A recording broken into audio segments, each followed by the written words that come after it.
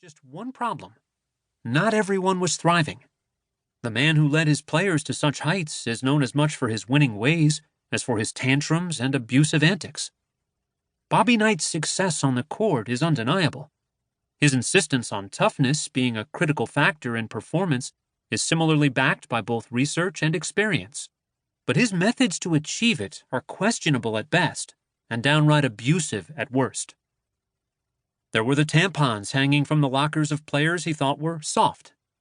There was the frequent cussing out of players and the accusation that he ordered managers to tape pictures of women's genitalia in players' rooms.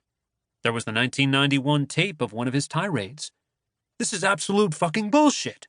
Now I'll fucking run your ass right into the ground.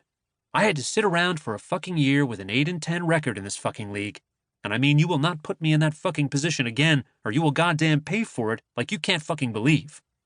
And the time he brought a piece of toilet paper from the bathroom covered in shit to show his players what he thought of them. Then there was the physical abuse marked by the infamous video of Knight choking a player at practice.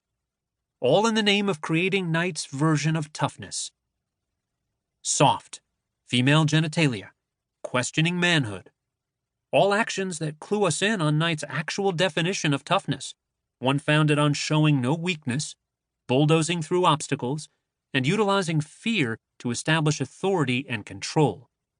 A version we would now call old school in an attempt to place distance between such barbaric practices and the present.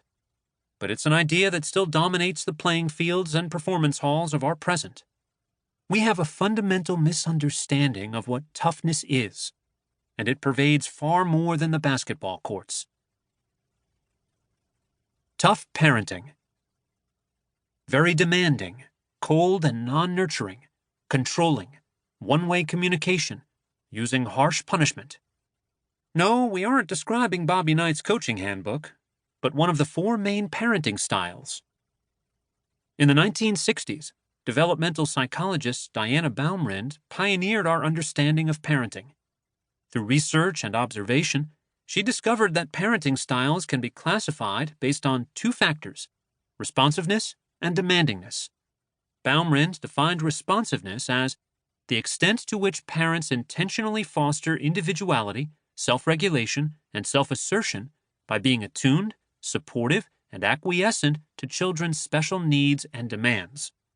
In other words, how well do parents respond to and meet the needs of their children?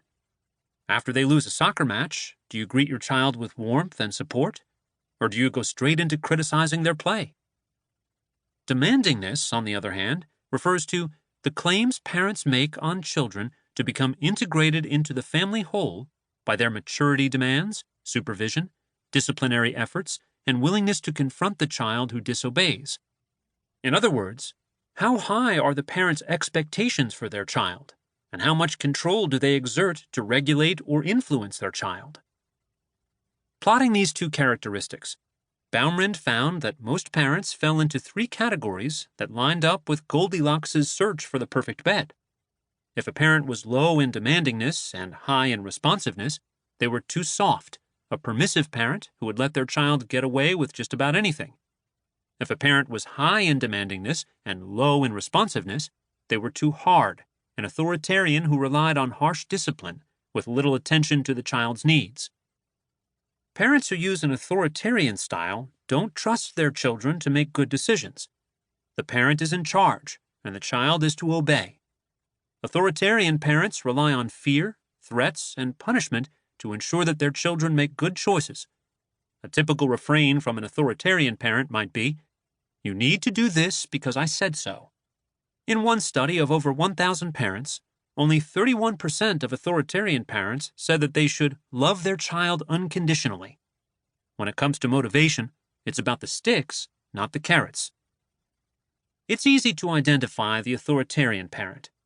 Upon seeing their child miss a shot, they are the ones who jump straight to criticism. They are the parent who grounds their kid after every subpar test score, locking their child in their room to study without offering support for how to improve her grades besides a trite suggestion to work harder. The father who perceives his role is to toughen up their boys, commanding them to suck it up, don't cry, grow up, and never show fear. Even as views have shifted, Many parents see harsh discipline as not only